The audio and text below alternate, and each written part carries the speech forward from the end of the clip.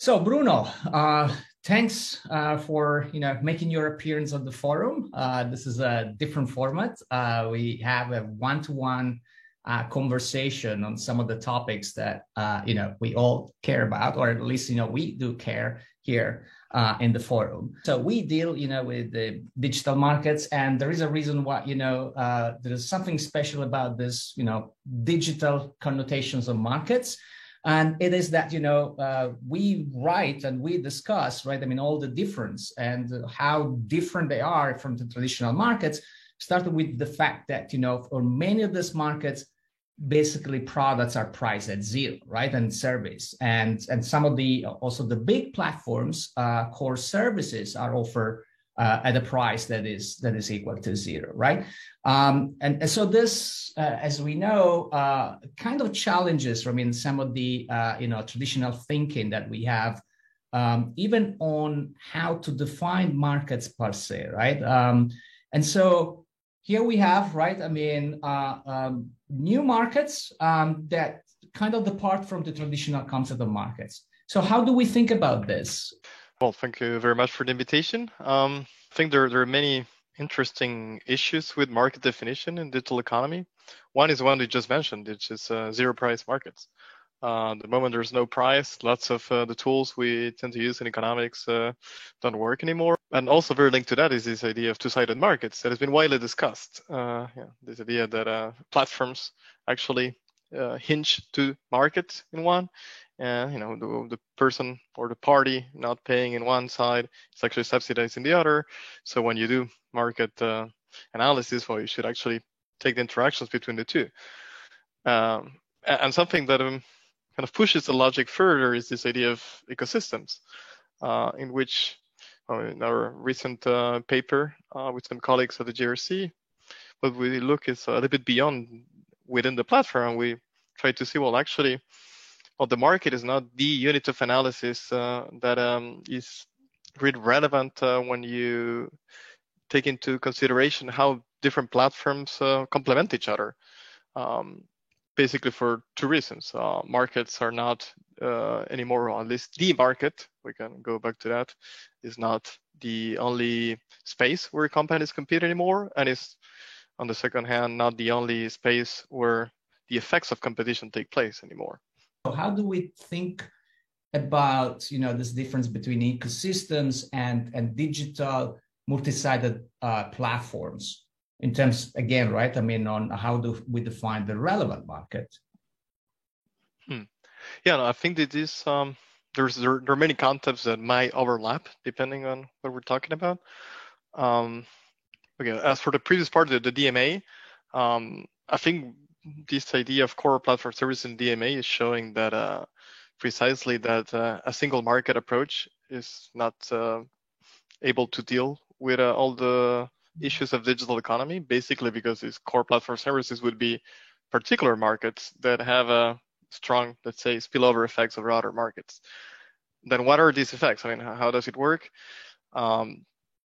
You can conceptualize this in some cases as being part of the same two-sided market. For example, let's take an app store and apps. You could say, okay, well, that's a core service provider according to the DMA. And that's also in standard platform economics two-sided market, where you have the apps and the end users and the app store acting as a platform. But you can also think of that as an ecosystem in the sense that there might be complementarities that are non-generic between all these actors that act in the ecosystem. And the platform, what it's actually doing is orchestrating the possibility for these agents, in this case, app developers, to complement by making specific investments to complement the value proposed by an app store. But also, you can have ecosystems that are not necessarily intermediated by platforms, or as in what we're studying in a recent paper, ecosystems between platforms. So not within a certain platform. So it could be, for example, between Facebook and Google Search. Cool. So it seems to me that there are, two very different, interesting, there's an interesting departing point here that traditional markets are really grounded on the idea of substitutability, and so to the extent that one product is a substitute to another one, to the eyes, right, of the final consumer. While here, the idea instead of ecosystems have to do more with complementarity consumers. So again, there is some commonality, I think, in this, final, end user at the products level. But it seems that the departing point is we're moving from substitution to complementarities. What's your view on this? And then this is also how, your paper, I think that you're tackling, right? I mean, the issues of how do we look at these ecosystems, and then how do we measure this? I have two thoughts on this. First one, is that it might seem like a paradox. Like, okay, why for some markets we start with substitution to define it, and the other ones we do what seems to be the opposite, which would be the complementarities. I think there we need to think backwards. Think, okay, why do we actually want to define markets in the first place? What's the role of defining markets? Why does a regulator, an antitrust authority, or even a company, if you take it from the firm perspective, I want to know where I'm playing?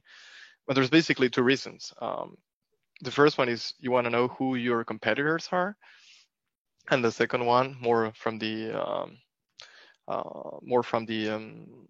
antitrust or regulator perspective, but it could also be from the first perspective. You want to know what the consequences of your business decisions as a firm are in other actors in order to create your strategy. Or if you're more of a regulator, you want to know, if I do a price cap here, if I accept this merger, what's going to happen with other firms? And typically you would just say, okay, well, you draw the boundaries of a market, and that would tell you, okay, that's as far as the welfare effects in the economic jargon will go. And anyone who's in that market is actually a competitor. If you produce shoes and this other firm also produce similar shoes or substitutes, well, you guys are competing. And whatever happens with my regulation of the shoe market, it's only going to affect the people that buy the shoes. And that's why you draw these boundaries. So if you take the same motivation, that's why we should do, that's more my opinion, the opposite when we talk about ecosystems. Because in ecosystems, it's precisely complementarities, these non-generic complementarities that will expand the effects of what happens in one firm's decision, how it will affect other firm decisions that might be or might not be located in another market. And also, and that leads us to the second point, it's not because you collaborate with a firm, because there's some sort of tacit or more or less tacit coordination to create these complementarities, that you don't compete with that firm. I think it's something very common in the management literature to talk about this co-opetition between platforms in different ways. So you might collaborate, two firms might collaborate to create a greater joint value for the end customer, and at the same time compete. So again, here by looking who collaborates or with whom you collaborate and which other markets you collaborate, you can actually look who your competitors are too. Not only looking who is producing substitutes what you are, who will obviously be your competitors, but also who are you collaborating with. And the second point is that, the two approaches, and that's something we discover more empirically while trying to apply this definition to digital markets, is that they're not as incompatible as we thought at first. We see a lot of complementarities between platforms that are actually typical competitors in a standard economics textbook case. They produce the same thing, they're substitutes, and yet they create non-generic complementarities with each other. So these two ways of defining markets can also overlap in an empirical way. The idea of complementarities, as you said, right? It might seem a paradox at the beginning, but then later on, actually, you want to know who is helping you complementing and adding value, also because they might actually ending up being a competitor, right? For that joint value that gets created. So here, that's what this becomes a relevant unit. And you also mentioned one other aspect when we take this, at the platforms level, and how basically this defines also the scope of the network effects, right? Which is the quintessential force here, right, of digital markets. And we are kind of perhaps, very much limited in how we think about network effects, because we think really, again, right, around one single core service over platforms. And so we like to put, things in boxes. But what I perceive is that instead, if we actually look at the entire ecosystem, right, we are able to capture more, I mean, the larger scope of this network effects, right? And how they operate. And therefore, we don't have to only look at this winner take all between, one platform versus a perfect substitute platform, but we have to look in a competition between, one platforms and another complementary platforms, or platforms that, have complementary service, because then, then they redefine actually the aggregate network effects. Is that what you are getting also as an insight from your research? And did I get this right, or? No, I think it's totally right. You put it well. I think these network effects that are ultimately created through these non-generic complementarities can go beyond the scopes of a platform. I think the reason why we researchers tend to focus on what happens within the platform is because it's more obvious maybe at first. We know almost from theory, even if you don't have access to data, that how platforms work, and we experience it also as customers. We know that there's advertisers, that there are sellers and buyers in a marketplace. We know that the platform is matching. It's obvious that at least those parties will be part of a scope of network effects, right? It seems almost obvious after all the platform theory has been developed, but that doesn't imply that that's where network effects end. And I see that's the interest of looking also between platform network effects generated by this complementarity. So I think so that's what makes digital markets interesting. It's kind of a playground in terms of organizational theory, in terms of industrial economics, from different disciplines are looking at the firm and the markets from different perspectives. It kind of blurs the boundaries of what we think things are from our theoretical formation. And I think also that's what makes it interesting to research about. What is that you're doing in the study, right? I mean, your research in particular with regards to the definitions of ecosystems and how you measure it. And then how do we relate that to the concept of relevant market? Yeah, indeed. So this study, in a nutshell, is trying to measure empirically the boundaries of ecosystems created between platforms. So here we're not looking at, for example, users within Facebook and advertisers within Facebook. We're interested more in the network effects created through complementarities between, let's say, Facebook and Skyscanner or Google, between platforms. So what we're trying to do is say, okay, can we actually create a measurement of this idea of ecosystems defined following your paper with Jacobias and Gauer, which sees them as a set of actors that are tied together through non-generic complementarities, and see this as a form of coordination that is not simply a market, because firms do have to coordinate explicitly for their products or services to work better with a certain firms or a certain type of other products. But it's neither a conglomerate or more standard form of coordination that happens within the firm through hierarchy. So it's something different from the two. And what we're trying to do is, okay, let's put that into numbers. Can we actually come up with a way of measuring this in the platform economy? And we do that, and through that measurement, what we try to do is say, okay, when we do map out all these complementarities that are non-generic between platforms, do we actually see what the standard story of a relevant market says, namely that firms compete only within a certain relevant market made of substitute products, and that's the only arena of competition, and that's the only place where the welfare effects take place? Or do we actually see more what the theory on ecosystems tells us, which is that they should be firms that are in different relevant markets, but do things that are complementary with each other? So they might compete for value distribution, but you have let's say a search comparison tool, and you have a marketplace. They're in two different things. They don't step on each other's territory. They're actually working together, and they both benefit from that. And what we see is a mix of the two, actually. We do see that this is an important phenomenon empirically, And we see that actually a lot of these complementarities also happen, roughly half of the cases, between firms that are actually in the same relevant market, meaning they produce pretty much the same thing. What is interesting from your study is that, it's a result of the, is also there in the literature that this, of course, I mean, it's not really a top down or completely a top down approach. And so for the simple fact that, you have both, right? I mean, firms that need to abide to the rules or bind into this new architecture. And so we have the story of co-opetition. Yes, I mean, that might make sense for me up to a point or might not. And so, I'm going to another ecosystem or I'm making my own ecosystem. But then there is also the other actor here, which is actually the end user, right?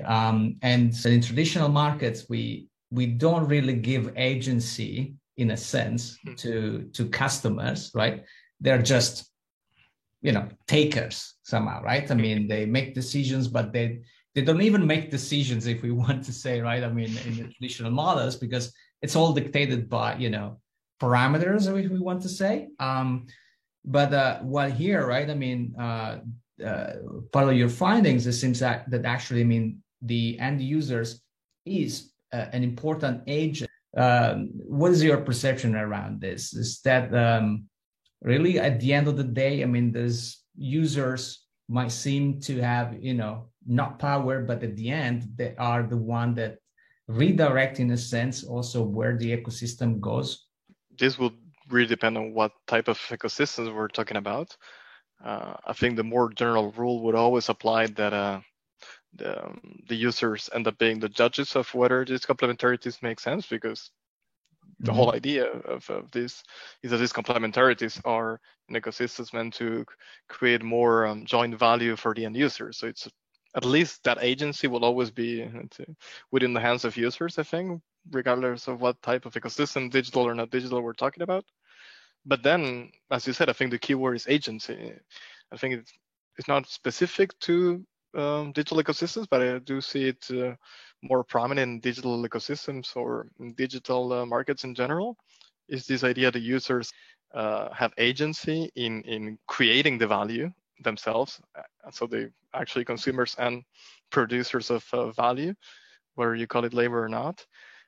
In this case, what we find is a specific case in which users also create value, but also choose the direction of complementarities within firms. So it's a little bit more complex. Their agency is into creating value with other platforms, and therefore like kind of stirring the investment the platform made to nurture, in this case, this community to create value with other platforms. So there are different types of agencies, I think, that the users can have. When we talk about network effects, sometimes we're actually talking about agency without knowing it. Sometimes I would say sometimes it's just interoperability, meaning I just want to be on the phone because everybody has a phone, or emails work with emails. Yeah. Or I want to be in a dating app because there's a lot of dating apps, but I want in a forum, for example. Well, obviously I want to be there because people write on the forum, not just because there is X amount of people. And I think sometimes we forget that because of the way we modulate, or we just find the common denominator of network effects. But in some cases, network effects happen only because there are active users, and that's been known for a lot of literature in sociology of labor, for example. Now, this power law distribution of users who contribute to Wikipedia, creating articles, are like a minority that do a lot of articles, and then the rest were passive users who read, and all these things. Well, I think there is the agency that it's hidden in some network effects. So in your study, did you find evidence also of multiple ecosystems competing? Or where, instead the linkage is more at the, mainly, the competition within the ecosystem? Yeah, I would say we focus more on the competition or co-opetition within the ecosystem. As I said, we didn't look for how, for example, two operative systems, ecosystems such as Apple and Google compete with each other. We focus more on within ecosystem competition that is also cross-market competition. Yeah. So you might have firms that they do different things, collaborate and compete, but they're all part of the same team, let's say. These teams sometimes being more or less exclusive depending on the type of ecosystems we're talking about. You might have, let's say, an app, for example, that is it's very common for them to be both in Google's App Store and Apple's App Store, which are the two main ones. But no, we focus more on within the ecosystem competition. We're more interested in actually drawing the boundaries of ecosystems from the demand side and see how many of these firms that are actually within the same ecosystem are also competing in the same relevant market. And what we found is like roughly half of them are direct or indirect competitors. Indirect would be like they compete to some extent. I'm a specialized marketplace in cars, but I do also compete with another collaborating partner in another section of my marketplace that is not my major one. So we can say we're indirect competitors. Or I'm TripAdvisor, so I'm more about the user reviews, but I'm also partially competing with other firms that do booking of restaurants, because TripAdvisor also offers that, although it's not its own main service. These kind of things. What does this ecosystemic view of markets, help us see, or that the traditional, way of defining markets does not?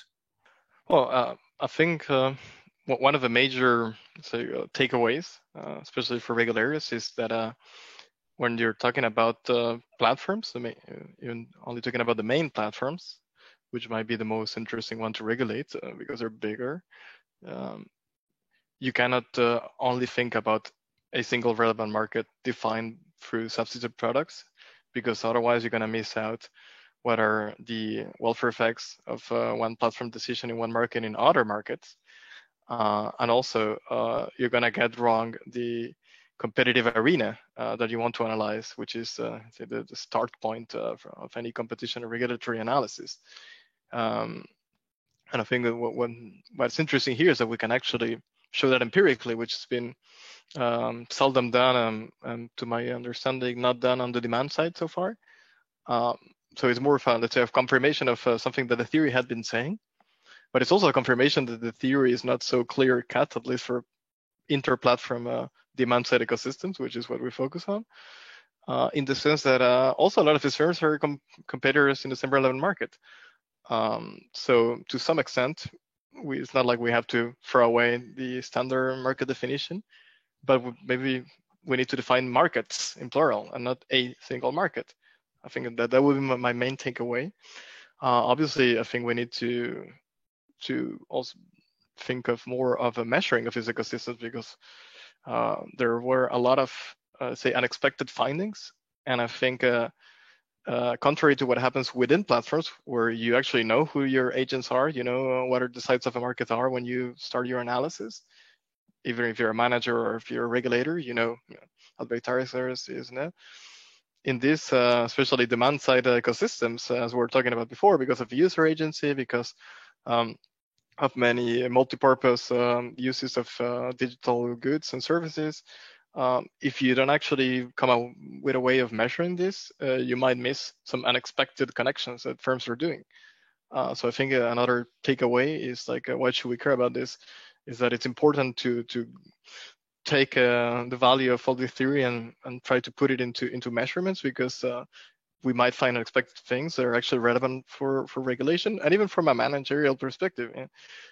If you want to know where you're competing, well, I think it might be useful for a firm to know this. Competitive relations in the digital economy and precisely with ecosystems are much more complex than what the typical tools tells us. Firms are typically non-pure rivals or pure complementers. They're a little bit of both. There's also, as you were saying, different levels that might be entrenched. Two ecosystems competing that at the same time create collaboration within them, and these collaborators might compete with each other also to a certain extent and with the core platform, and they might be present in both platforms. So the competitive relations is a much more complex than the typical market, where you have like pure rivals. One market, they produce substitute things, and that's it. But it's also what makes it super interesting. What is your view on, on the DMA, on the definition, for instance, right? I mean, of gatekeepers around, this idea of core services. Yeah, I do think that in that sense, DMA focus of, let's say, within, and let's say in ecosystem structure around what they call a core service, which doesn't exhaust, in my opinion, all the ecosystems that can exist in the digital world. And I think what we see here is precisely that in our paper. I do think that the DMA, I mean, this idea of core service, for example, and all the very similar notions that have appeared with the CMA study before that, and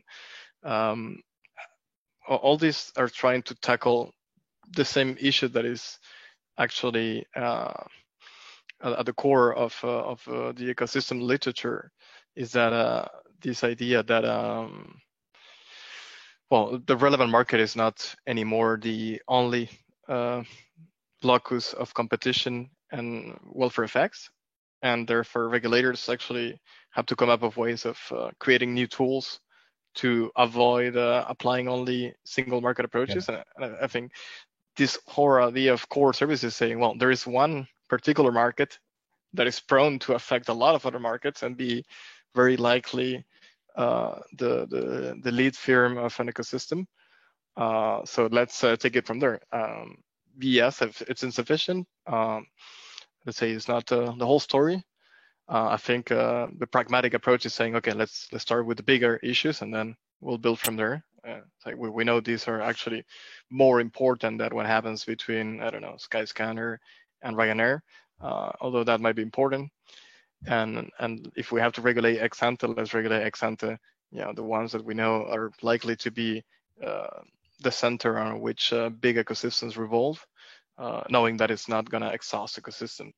Do you have a suggestion on how to improve this? If we were to consider, right, I mean, an ecosystem approach to define the relevant domain of competition, right? I mean, because I do believe that the issues that we are tackling or that, we are facing when we want to regulate platforms is really an issue of structural power. So meaning that, and the notion of gatekeeper is kind of capturing that, but I think that it's not really implemented it the right way, because it gets closer to this idea that there is an essential facility, a network, and then this network neutrality is something that I don't think is the right approach, precisely because it's actually the opposite, that structures are created because there are some hub firms that are actually connecting and linking others in the economy to create these specific complementarities. So, but perhaps, right, I mean, the idea of linking, this gatekeeping role to some core services, right, it really gets away from the idea that makes, the value being created in the first place, right? And so we really need an alternative to this, right? I mean, to identify the structure of power, so to speak, right? And then, who are the key players there that have an impact and have, let me put it this way, architectural control, rather than, talking about gatekeeper, right? Because there are no gates at the end of the day, to a sense, right? Because there are multiple interconnections. I think that, the ecosystem concept is perhaps a more powerful tool to identify rather, this power structures and the dynamics within than the idea of gatekeeper. I think the idea of gatekeeper captures a type of market power that is, well, this relates actually a lot to another recent paper we published with Yanis Lianos, from UCL and president of the Hellenic Competition Commission, on different forms of power in the economics. Basically saying, well, there's a traditional market power, again, going back to that happens for price, that happens within a relevant market, and that's the one we're used to, and it works for like 95% of the markets, right? Obviously, we're interested in digital and this very important, but also rare types of markets. I mean, when you go buy beer, when you go buy a pair of shoes, we're in the standard textbook industrial organization markets. That being said, I think there are novel forms of economic power, and I think this idea of a gatekeeper is capturing one, but it's definitely not covering them all, because I do see the importance of looking at value creation also from a regulation perspective, and that's an old discussion in economics. You know, okay, there's rent seeking, but you need to limit it to a certain extent because otherwise it wouldn't be value creation. But then okay, why do we stick with core platforms, let's say, instead of other type of measurements? My quick answer would be because this is ex-ante regulation. So basically you need something that works for sure, at least. So you might want to have more of error of not catching other things, but be sure that what you catch is actually what you're looking for. So this error type 1 versus error type 2 thing. But you can be more creative, and that's actually what happens in antitrust, because then you act ex post and you say, okay, this happened, and then you can come up with a novel theory of harm, or you can say, well, I'm going to use this new measurement to see complementarities across markets. So I'm going to use this other notion of power and show how it actually creates a bad effect for consumer. But when you do ex ante regulation, you need something that will work more systematically, and when applied, will not create more troubles than benefits. So I think that's why, in that respect, the DMA is narrower. I don't think it even intends to capture all the issues of novel forms of market power or blurry boundaries between markets in digital economy. It's trying to find some balance between, okay, let's catch the more important issues in an ex-ante way. But I think that's not the end of the story. I think that would have to be complemented with some more innovative antitrust and also with more sector-specific regulation. Again, this is cross-sectoral. And I do think here, but also as for DMA and the academics have a role to play, because we see that regulators are even implementing new ideas, thinking, coming up with new terms. I mean, I think going back to this idea of this dynamic interaction, I see this, we're in a stage of kind of trying to put words to things. Bruno, it's been a fascinating discussion, taking quite a time. So thanks a lot for sharing your thoughts and very interesting, work and insights. Looking forward to other brilliant things that will come up in terms of implementing this concept of ecosystem. So thanks also for taking on the role, getting into the empirics and this, and trying basically to measures. And certainly, as you said, that's not the end of the story here, but we're just at the beginning.